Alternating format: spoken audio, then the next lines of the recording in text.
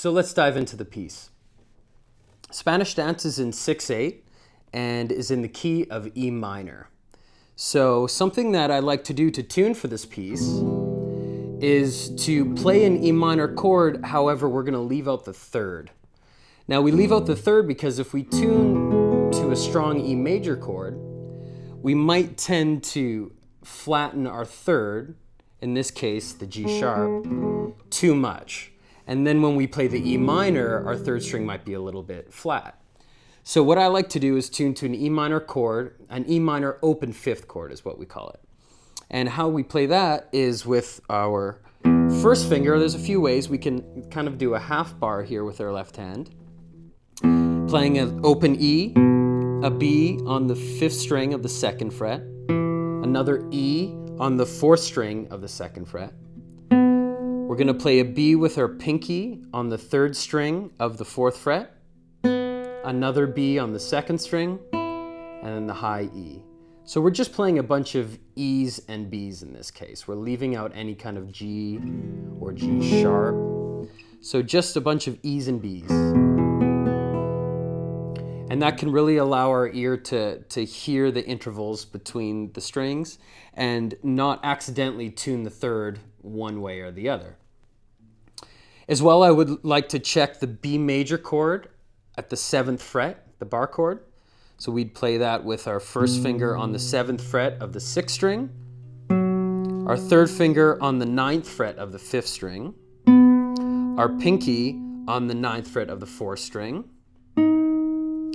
our second finger on the 8th fret of the 3rd string, our second string on the 7th fret, that's going to be under the bar, and the first string on the 7th fret. And that's just a B major chord. But I'd like us to first check this tuning and make sure that that's in as well, as we will be using this upper position. Now that we're in tune, I'd like to look at measure 1. Now the first 3 measures of this piece are showing the rhythmic motif that we will be hearing quite a few times throughout this piece. And we want to make sure that we play this correctly first. Now on beat 1 we have an open E. Now here comes the rhythmic motif that we're going to hear, this A sharp to B. Now this has to fit in one eighth note, so we're going to have to make sure we do it quickly. I don't want us to start pushing the beat too far by relaxing that grace note too much. So I want to make sure that we play it nice and quick and we fit that into 1/8 note. So this first measure, the first 3 measures sound like so.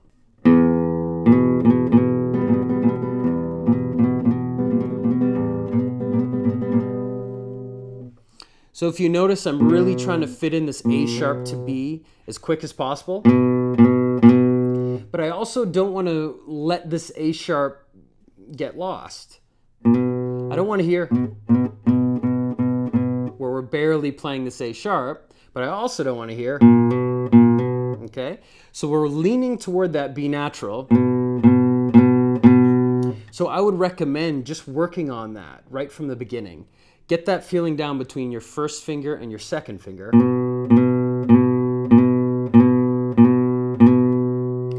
So that we can get used to fitting that in, because that will come back quite a few times.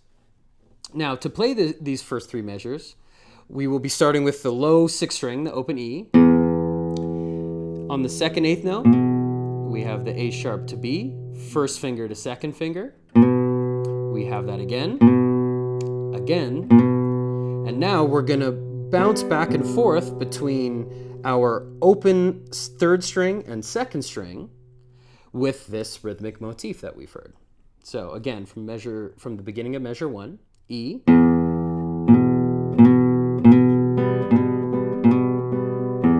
Now measure 2, we land on the E again. We're going to show this rhythmic motif again. We're going to play this again. And what I like to do is maybe change a little bit of the color, not too drastically, because it is the beginning. We want to establish this theme first.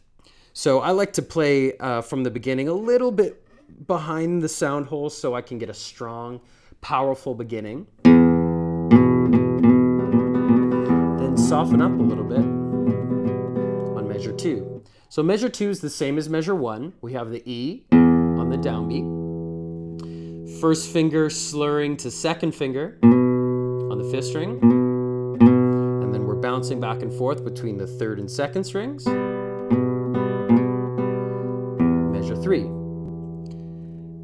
One more time, measure 1 and measure 2 here. So we have the low 6th string open. We have the slur, the grace note from 1st finger to 2nd finger on the 5th string. Then we're bouncing back and forth. Maybe soften up a little bit here. Now measure 3, I like to now put the theme on the rhythmic motif on the 6th string. And I do that just because it gives a little bit more of a variety to this. Now that we've heard it twice, or going on 3 times, I want to make sure that we capture the audience as quickly as possible with this great rhythmic motif. So the first 3 measures, before we get into the melodic motif of this piece, once again sound like so.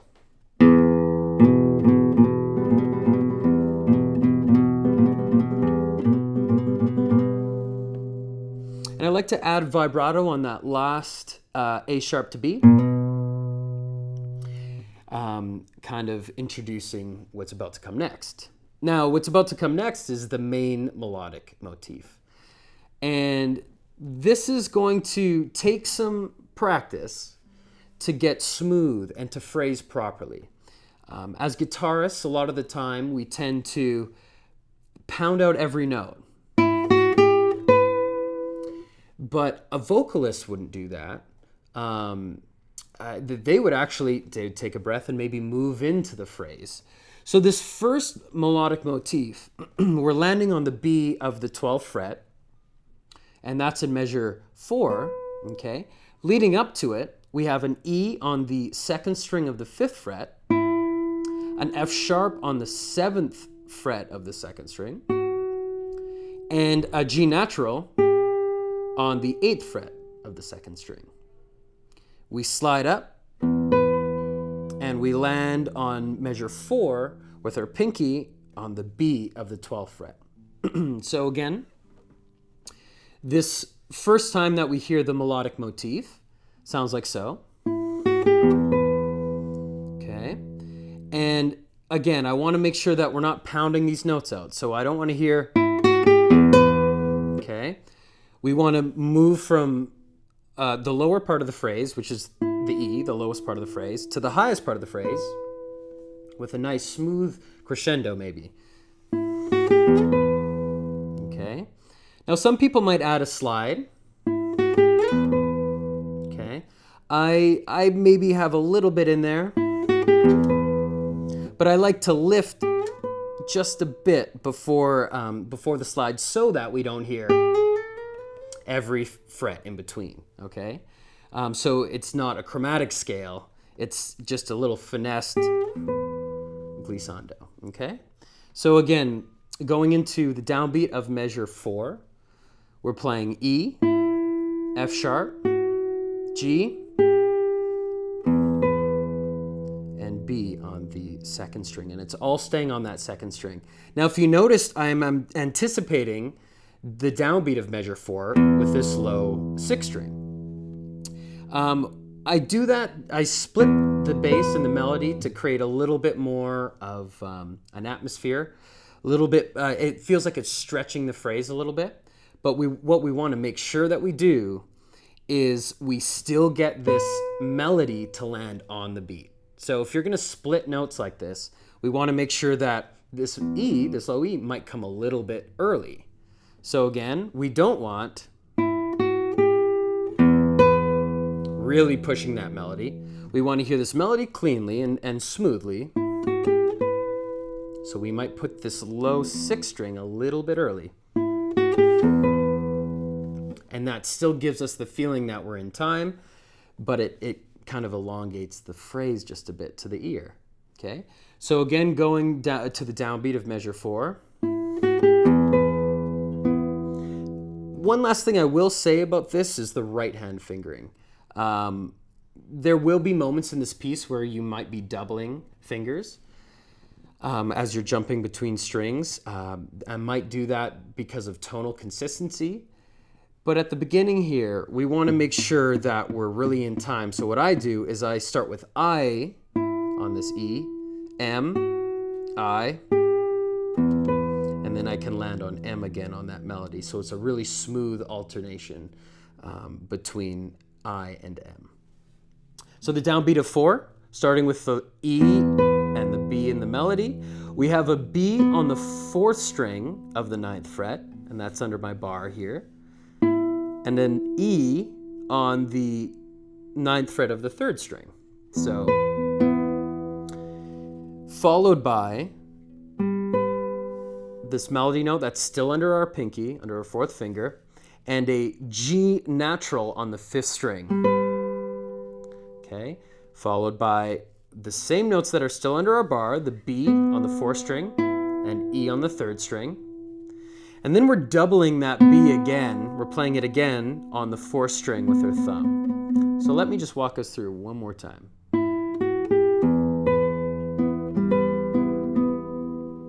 Okay. A little bit more in time.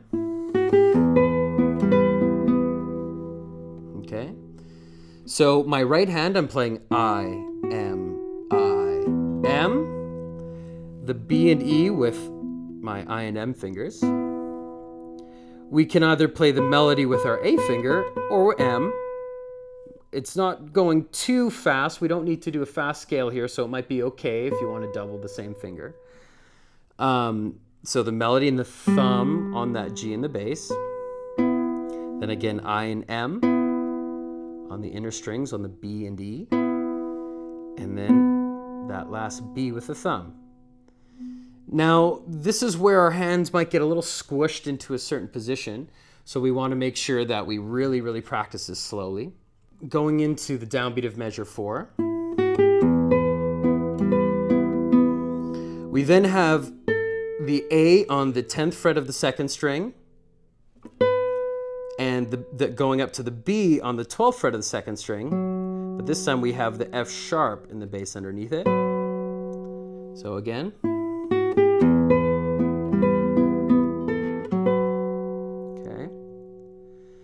Now we're put in a little bit of a different configuration with our left hand, and the rest of this falls in pretty nicely underneath it. So we have the F sharp on the 5th string, the B on the 2nd string. Then we put our 2nd finger down. We still have our bar here.